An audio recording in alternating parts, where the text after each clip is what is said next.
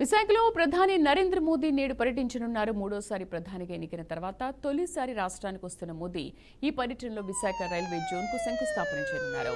వివిధ railway road ప్రాజెక్టులను జాతికి అంకితం చేయనున్నారు. సాయంత్రం 4:15 ప్రత్యేక విమానంలో ఐఎన్ఎస్ డేగాకు ప్రధాని చేరుకుంటారు. అక్కడ ఆయనకు ముఖ్యమంత్రి చంద్రబాబు, డిప్యూటీ సీఎం పవన్ కళ్యాణ్ స్వాగతం పలుకుతారు.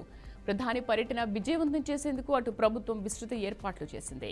కేంద్ర మంత్రి భూపతిరాజు శ్రీనివాసవర్మ, మంత్రులు అచ్చెన్నాయుడు, అనిత, కొల్లు రవీంద్ర, నాదెండ్ల మనోహర్, బీజేపీ రాష్ట్ర అధ్యక్షులు పురంధేశ్వరి, అనకాపల్లి ఎంపీ సీఎం రమేష్ ఏర్పాట్లను పరిశీలించారు.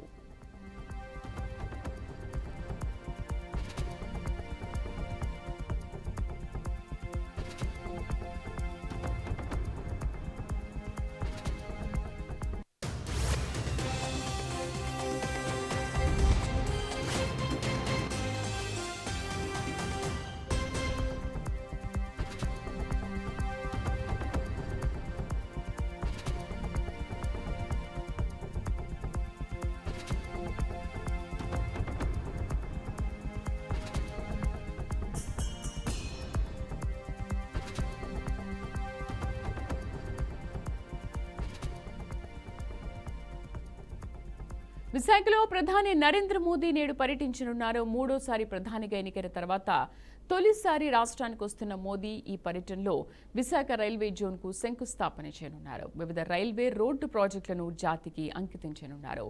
సాయంత్రం 4:15 ప్రత్యేక విమానంలో ఐఎన్ఎస్ డేగాకు ప్రధాని చేరుకుంటారు. అక్కడ ఆయనకు ముఖ్యమంత్రి చంద్రబాబు, డిప్యూటీ సీఎం పవన్ కళ్యాణ్ స్వాగతం పలకనున్నారు. ప్రధాని పర్యటన విజయవంతం చేసేందుకు అటు ప్రభుత్వం విస్తృత ఏర్పాట్లు చేసింది.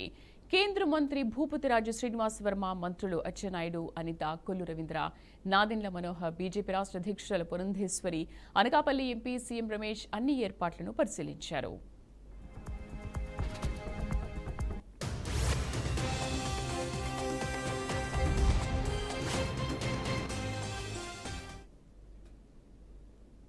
దీనికి సంబంధించి పూర్తి సమాచారం కరెస్పాండెంట్ విశాఖ నుంచి శ్రీనివాస్ అందిస్తారు. శ్రీనివాస్, ప్రధాని పర్యటన నేపథ్యంలో ఎటువంటి ఏర్పాట్లు చేశారు విశాఖలో?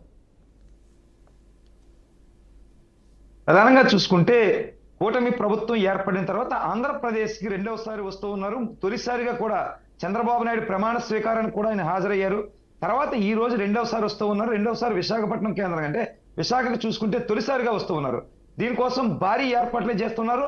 పూర్తిగా కూడా అంటే మహా జాతరలాగా జన సందోహం నింపేందుకు సుమారు 3 లక్షల మందిని తరలించేందుకు కూడా అన్ని ఏర్పాట్లు చేస్తా ఉన్నారు. ఉత్తరాంధ్ర నుంచి శ్రీకాకుళం, విజయనగరం, విశాఖపట్నం ఉమ్మడి జిల్లాలు, ఈ ఉమ్మడి జిల్లాల నుంచి కాకుండా రాష్ట్ర వ్యాప్తంగా కూడా జనాన్ని తరలించే పరిస్థితి అయితే ఉంది. ఎందుకంటే కూటమిలో జనసేన, బీజేపీ, టీడీపీ 3 పార్టీలు కూడా సన్నద్ధమే. 3 పార్టీల నేతలు కూడా ఇప్పటి వరకు గడిచిన 10-15 రోజులుగా కూడా ఏర్పాట్లన్నీ పర్యవేక్షిస్తా ఉన్నారు.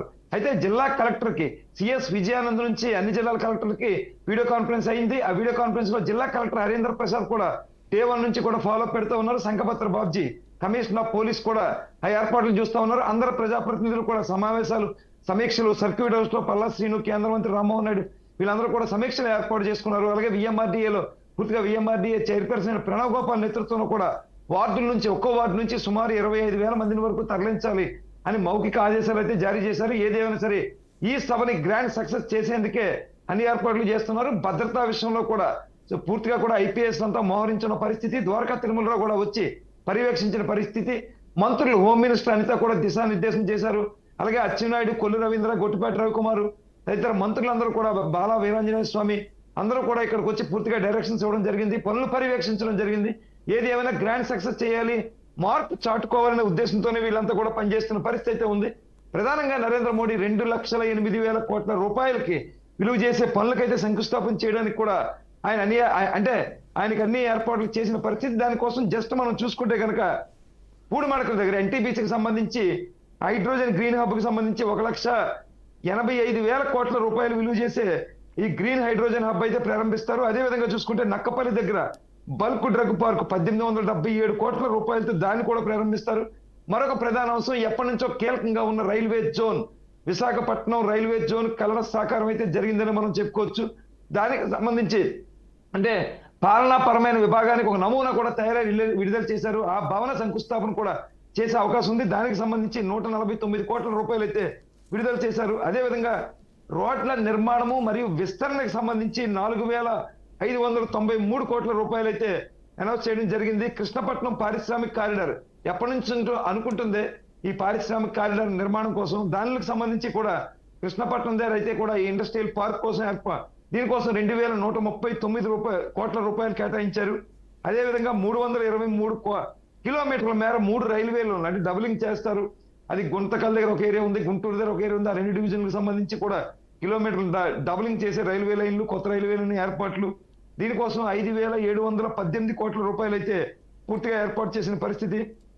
అలాగే 6 రైల్వే ప్రాజెక్టులకు సంబంధించి 6028 కోట్ల రూపాయలు అయితే మంజూరు చేసిన పరిస్థితి. వీటన్నిటికీ కూడా వర్చువల్ గా శంకుస్థాపన చేస్తారు. ఇదే ప్రధానంగా కూడా నరేంద్ర మోడీ ఆద్యంతం కూడా అందరూ కూడా వెయిట్ చేస్తున్న పరిస్థితి. 4:15 ఐఎన్ఎస్ డేగా చేరుకుంటారు. అక్కడ నుంచి అంటే ఐఎన్ఎస్ డేగా అంటే ఏదైతే విమానాశ్రయం ఉందో దాన్ని ఆనుకునే ఉంటది.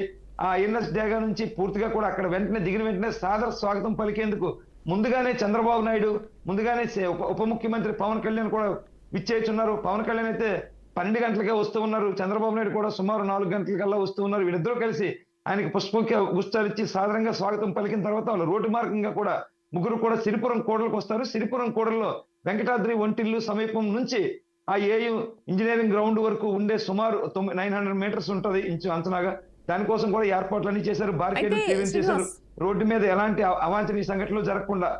చెప్పండి. అయితే శ్రీనివాస్, ఈ పర్యటనలో రోడ్ షో హైలైట్ గా ఉండబోతోంది అంటున్నారు. అంటే ఈ పర్యటనలో రోడ్ షో హైలైట్స్ ఏంటి? దారి పొడవునా రోడ్ షోకి సంబంధించి ఎలాంటి భద్రతా ఏర్పాట్లు చేశారు? పూర్తిగా బారికేడ్లు అయితే ఏర్పాటు చేశారు. రోడ్డు మీద ముగ్గురు కూడా ఒకే రథం మీద నించొని వాళ్ళు విష్ చేస్తూ ముందుకు సాగుతూ ఉంటారు. రోడ్డుకి ఇరుపక్కల రైట్ సైడ్ లెఫ్ట్ సైడ్ కూడా జనాలు నిల్చోవడానికి జెండాలు, ఫ్లాగ్స్ అవి వాళ్ళు ఊపుతూ ఉంటారు. కామన్ గా అవన్నీ చేస్తూ ఉంటారు. అక్కడ అంటే ఆ బారికేడ్ దాటి బయటకు రాకుండా బారికేడ్లన్నీ కూడా పూర్తిగా వేసిన పరిస్థితి అయితే ఉంది. వాటన్నిటినీ కూడా పూర్తిగా మోహరించి పోలీసు భద్రతా వలయంలోనే ఉంచారు. 60,000 మంది వరకు కూడా ఆ రోడ్ షోని తిలకిస్తారని కూడా ఒక అంచనా అయితే ఉంది. ఆ రోడ్ షో నుంచి కూడా పూర్తిగా 60,000 మందికి కూడా అటు వచ్చిన వీక్షకులకి, కార్యకర్తలకి, అభిమానులకి ఎలాంటి ఇబ్బందులు జరగకుండా కూడా అన్ని ఏర్పాట్లు పోలీసులు ఇప్పటికే చేసిన పరిస్థితి అయితే ఉంది. దాని నుంచి టువర్డ్స్ లెఫ్ట్ తీసుకోగానే ఏయు ఇంజనీరింగ్ మైదానం వస్తుంది. ఆ మైదానంలో సభకైతే వెళ్తూ ఉంటారు. 60,000 మంది వరకు కూడా ఆ రోడ్ షోలో పాల్గొంటారని ఒక సమాచారం అయితే ఉంది. అయితే సభ జరిగే ప్రాంగణం ఏదైతే ఉందో దాన్ని రోడ్డుకి 2 వైపులా కూడా ఇంజనీరింగ్ మైదానం ఉంటూ ఉంటది. ఒక పక్క ఉండే పెద్ద గ్రౌండ్ లో అయితే కూడా పూర్తిగా సభ ఏర్పాట్లు, ఆయన ప్రధానమంత్రి ప్రసంగించడం, ప్రధానమంత్రితో పాటు మరికొంతమంది అంటే ఇక్కడ 13 మంది మాత్రమే స్టేజ్ మీద కూర్చునే అవకాశం ఉంది. వచ్చిన లక్షల మంది జనానికి అంటే దానికి ఉండే స్టేజ్ కు రైట్ సైడ్ ఉండే ప్రాంతంలో కూడా విఐపీలు, ప్రజాప్రతినిధులు, కార్పొరేషన్ చైర్మన్లు, అలాగే మినిస్టర్లు అందరూ, ఎమ్మెల్యేలు, ఎమ్మెల్సీలు కూర్చోవడానికి ఒక ఏరియా ఏర్పాటు చేశారు. అలాగే మీడియా గ్యాలరీ కూడా ఏర్పాటు చేశారు. విఐపీలు తాకిని ఉండే విధంగా కూడా లెఫ్ట్ సైడ్ అంతా ఏర్పాటు చేశారు. జన సమీకరణ అంతా కూడా అక్కడికి వచ్చే కెపాసిటీ సరిపోకపోతే దాని ఆపోజిట్ లో పూర్తిగా కూడా ఎంతమంది జనం వచ్చినా సరే కూర్చునే వీలుగా కూడా దాని దగ్గర ఎల్ఈడి స్క్రీన్లు ఏర్పాటు చేశారు. లైవ్ లో వీక్షించేందుకు అన్ని ఏర్పాట్లు చేసిన పరిస్థితి. అలాగే పార్కింగ్ కూడా పూర్తిగా కేటాయించిన పరిస్థితి. విఐపీలు గ్యాలరీ పార్కింగ్ వేరు, నార్మల్ పీపుల్ సాధారణ పార్కింగ్ వేరు. అలాగే డ్రోన్ కెమెరాలు నిషేధం చేశారు. సుమారు 5 కిలోమీటర్ల మేర ఎక్కడ డ్రోన్స్ అన్ని కూడా ఎగరేయకూడదని చెప్పారు. అదేవిధంగా ట్రాఫిక్ ఆంక్షలు విధించారు. కొన్ని బస్సులను ఆఫ్ చేశారు.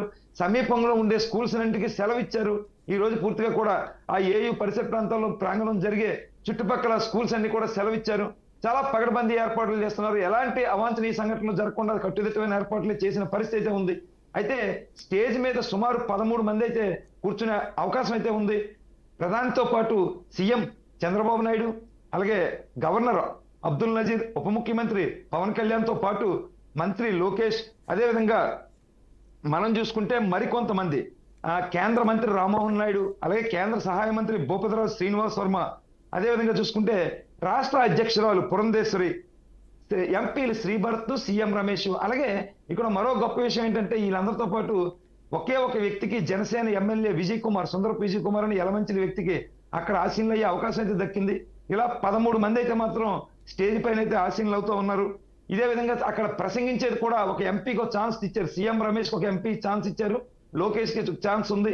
చంద్రబాబు నాయుడు, పవన్ కళ్యాణ్ వీళ్ళు మాత్రమే లిమిటెడ్ పీపులే స్టేజ్ మీద ప్రసంగించే అవకాశం అయితే ఉంది. ఏదైనా సరే ఆద్యంతం కూడా అంటే 3 పార్టీలకి సమన్యాయం చేసినట్టుగా చేసే విధంగానే వాళ్ళు చర్యలు తీసుకున్న పరిస్థితి ఉంది. అలాగే కూటమి ప్రభుత్వంలో ఇన్ ఫ్యూచర్ లో జరగాల్సిన అభివృద్ధి పనులు, మరికొన్ని మెట్రో ప్రాజెక్ట్ తాలూకా నిధులు ఇవన్నింటినీ కూడా ప్రధానికి వివరించే అవకాశం అయితే ఉంది. ఆ నిధులు కూడా సేకరించే పని మీద ఉన్నారు. రైల్వే జోన్ ఏదైతే తెచ్చారో అదే విధంగా స్టీల్ Yes. ప్లాంట్ ప్రైవేటీకరణ అంశాన్ని Right, కూడా Srinivas. ఈయన అనౌన్స్ చేయాలి, ప్రైవేటీకరణ ఆపేస్తున్నామని చెప్పాలని డిమాండ్లు అయితే వినిపిస్తున్న పరిస్థితి అయితే ఉంది. Right, thank you Srinivas. మొత్తానికి ప్రధాని మోదీ విశాఖ పర్యటనకు కట్టుదిట్టమైన ఏర్పాట్లు చేశారు. మొత్తం 5,000 మందితో ఈ భద్రతా ఏర్పాట్లు చేసినట్టుగా తెలుస్తోంది.